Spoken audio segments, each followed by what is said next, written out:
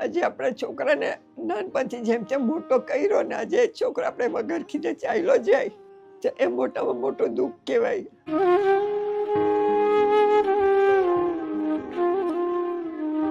ને આજે અમારે કોના સારે જીવવાનું દુઃખ, છોકરાની આશાએ આપણે જીવતા હોઈએ. આજે છોકરો જ આપણે નહીં રાખીએ તો આપણે શું કરીએ?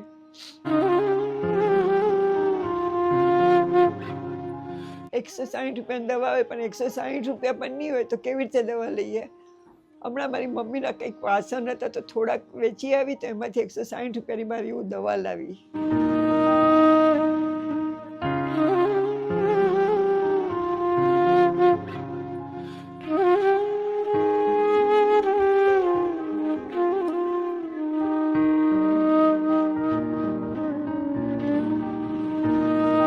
તો બા, પહેલા તો મારું નામ નિલેશભાઈ છે. તમારું શું નામ છે? મારું નામ હર્ષાબેન મહેન્દ્ર ભગત.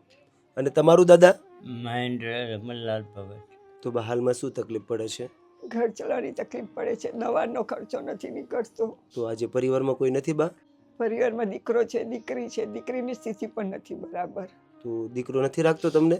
નહીં, અમે 2007થી દીકરા વગર રહીએ છીએ. જ્યારે અમે જાત્રા ગયા ને ત્યારે ફોન કર્યો ત્યારે ખબર પડી કે સામાન લઈને જતો રહ્યો. તમારો દીકરો તમને કીધા વગર જતો રહ્યો? કીધા વગર. દુઃખ એટલું થાય છે કે કોને કહીએ ને કોને સહીએ. આજે કોઈ જોવાનું નહીં, કોઈ માંદું પડ્યું હોય તો એકબીજાના સારે જીવવાનું છે મારે ને દાદાએ. અને બા, તમારી ઉંમર શું છે? મારી ઉંમર 70મું રનિંગ ચાલે છે. અને દાદા તમારી? દાદાને 75 વર્ષ. 75મું બેઠું હમણાં. તો આ ઉંમરે તો ઘણી બધી તકલીફો પડતી હશે? બહુ તકલીફ પડે. દાદાને પ્રેશર છે, મને થાઇરોઇડ છે, કોલેસ્ટ્રોલ છે ને મારું એક્સિડન્ટ થયું છે એટલે હું બહુ ઊભી પણ નથી રહી શકતી. અમુક વખત તો મને બહુ દુખાવો થાય છે. આજે આપણા છોકરાને નાનપણથી જેમ તેમ મોટો કર્યો ને આજે છોકરો આપણે વગર કીધે ચાલ્યો જાય તો એ મોટામાં મોટું દુઃખ કહેવાય. મારો દીકરો અમને કીધા વગર જતો રહ્યો. અમે શેરડી જવા નીકળ્યા રાત્રે એને વાત પણ કરી. અમને કહેતા કે અમે કાલે સામાન લઈને જઈએ છીએ તો હું શેરડીની યાત્રા નહીં કરતે, હું ઘરમાં જ રહેતે.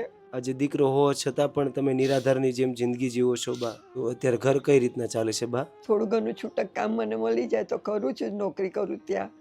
દાદાને રિપેરિંગનું કામ આવે 20-30 રૂપિયાનું, કોઈ વાર અઠવાડિયે 10 દિવસે તો ચાલ્યા કરે છે. કે નસીબમાં એક દિવસનું પણ સુખ નથી અમારા. હવે તો પ્રભુને પ્રાર્થના કરું છું કે મને હવે તું કોઈની આગળ હોશિયારી નહીં બનાવ તો મને તારા ચરણોમાં લઈ લેજે બસ.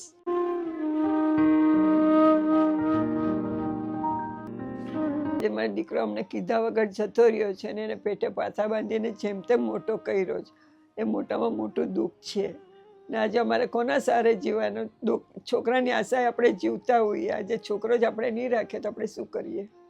મા બાપો ગમતા નથી, દરેક જગ્યાએ આ જ છે.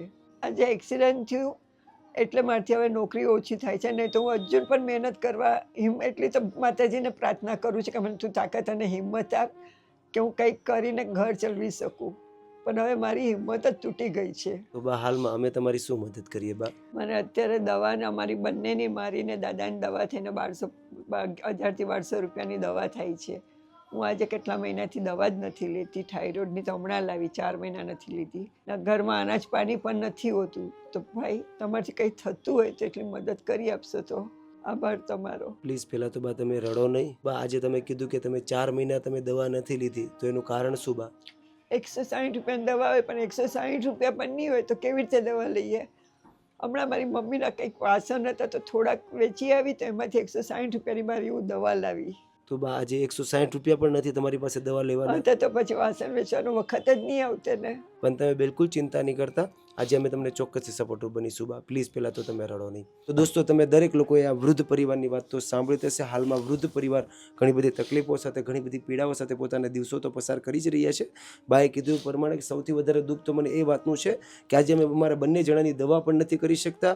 આજે છેલ્લા 4 મહિના તો મેં દવા પણ નથી લીધી અને 4 મહિના પછી મારી પાસે જે વાસણો હતા, મારા મમ્મીના જે વાસણો હતા, એ વાસણ વેચીને મેં 160 રૂપિયાની મેં મારી દવા લીધી છે. દોસ્તો, વિચાર તો કરો.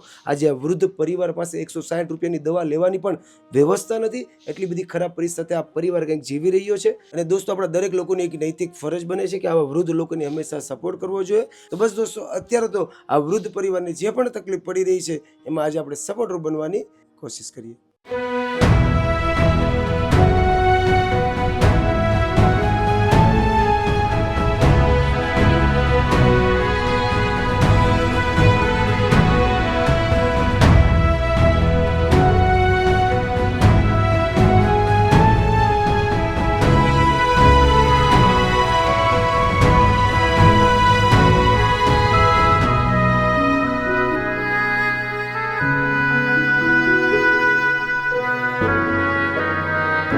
તો દોસ્તો તમે દરેક લોકો આગળના વિડીયોમાં જોયું તો છે કે આ વૃદ્ધ પરિવાર કઈ હાલત સાથે પોતાના દિવસો પસાર કરી રહ્યો હતો અને સૌથી વધારે તો બાએ કીધું એ પ્રમાણે કે મને દવામાં અને રાશન કરિયાણામાં બહુ બધી તકલીફ પડી રહી હતી, પણ અત્યારે તો આ પરિવારની રિક્વાયરમેન્ટના હિસાબ પરિવારે જે પણ રાશન કરિયાણું કીધું હતું એ બધું જ રાશન કરિયાણું લઈ લીધું છે, જેથી કરીને આવનારા સમયમાં આ વૃદ્ધ પરિવારને જે પણ જમવામાં તકલીફ પડી રહી હતી એમાં આ ત્યાં વૃદ્ધ પરિવારને બહુ મોટી રાહત મળશે. તો બા આજે કેવું લાગે છે, રાશન ને બધું આવી ગયું મેં છે? આવું વિચારેલું પણ નહોતું કે તમે આટલું બધું લાવશો. આજે તમારા થકી અમારા વૃદ્ધ લોકોને બધી સહાય મળે છે, તો ભગવાન તમને સર્વને સુખી રાખે. થેન્ક યુ સો મચ બા. અને બા આજે આપણને આ સંપૂર્ણ રાશન કરિયાણા માટે જેણે સપોર્ટ કર્યો છે એમનું નામ છે નીલભાઈ દેસાઈ, નિધિબેન મહેતા અને આશુબેન દેસાઈ. આજે નીલભાઈ દેસાઈના પૂરા પરિવાર તરફથી તમારે જે પણ રાશન કરિયાણામાં તકલીફ પડી રહી હતી એમાં આજે નીલભાઈ દેસાઈનો પૂરો પરિવાર તમને સપોર્ટરૂપ બન્યો છે. તો તમે આજે નીલભાઈ દેસાઈના પૂરા પરિવારને તમે કંઈ કહેવા માંગતા હોય તો બા? નીલભાઈ દેસાઈનો અમારા અંતરથી ખૂબ ખૂબ આભાર. અને એમનો થકી અમને આજે વૃદ્ધ લોકોને સહાય અને અનાજ મળે છે, તો અમે સરખી રીતે જમી પણ શકીએ છીએ. તે એ છે નિધિબેન મહેતા છે, એ લોકોના થકી અમે આજે અનાજથી અમને મળે છે, તો એમનો ખૂબ ખૂબ આભાર. ને અમારા અંતરથી અમને આશીર્વાદ છે કે ભગવાન એમને સુખી રાખે અને તંદુરસ્તી આપે. કેવું લાગ્યું છે બાજે? મને બહુ સારું લાગ્યું છે. અત્યારે મારી આંખમાં ખુશીના આંસુ આવી ગયા છે. હવે તકલીફ નહીં પડે ને બા? હવે તકલીફ નહીં પડે. થેન્ક યુ સો મચ બા. તો થેન્ક યુ સો મચ નીલભાઈ દેસાઈ, નિધિબેન મહેતા અને આશુબેન દેસાઈ. આજે તમારા પૂરા પરિવાર તરફથી આ પરિવારના ચહેરા ઉપર સ્માઇલ આવી છે અને આ પરિવાર ઘણી બધી તકલીફો સાથે, ઘણી બધી પીડાઓ સાથે પોતાના દિવસો તો પસાર કરી જ રહ્યો હતો, પણ આજથી આ પરિવારને જે પણ રાશન કરિયાણામાં તકલીફ પડી રહી હતી એમાં આજથી આ પૂરા પરિવારને બહુ મોટી રાહત મળશે. તો આજે લાઈફ હેલ્પ ચેરિટેબલ ટ્રસ્ટની પૂરી ટીમ નીલભાઈ દેસાઈ, નિધિબેન મહેતા અને આશુબેન દેસાઈનો દિલથી આભાર વ્યક્ત કરે છે. તમે જ્યાં પણ હો ત્યાં ભગવાન તમને તન મન ધનથી તંદુરસ્ત રાખે. બસ હર હંમેશને માટે આવી જ રીતના વૃદ્ધ લોકો અને નિરાધાર લોકોને સપોર્ટરૂપ બનતા રહેજો. Once again thank you so much નીલભાઈ દેસાઈ. રાહત મળશે ને બા? હવે ઘણી રાહત મળશે.